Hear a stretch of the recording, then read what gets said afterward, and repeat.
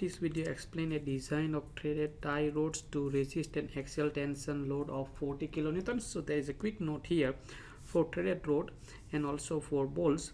The cross section area used for design is neither that of unthreaded shanks, so like this is unthreaded shanks, nor that of root of the thread, but an area. So it's not this area, it's not that area, but this is a black color one that that between this call. So but the area in between, so we are not taking this area or we are not taking this area, but we are taking this area in the case of tensile stress area. Yes, this may be found in the relevant Australian standard or American standard or steel design handbook. So it's just a quick note that we are taking this area, we are not taking this area, or we are not taking this area. So it's just in between.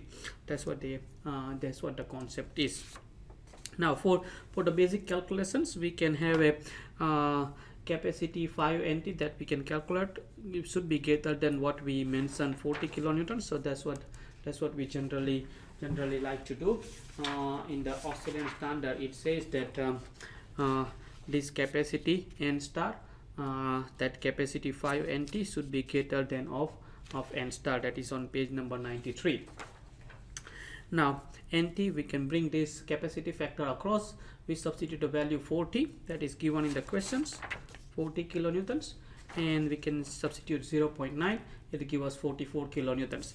Now NT is the AS times Fy. That is a very basic equations, that is stress is equal to area, stress is equal to load over area.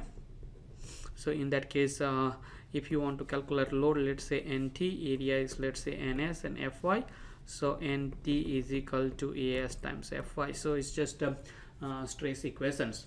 In that case, we substitute NT is equal to AS Fy greater than or equal to 44 times 1000 to convert into newtons.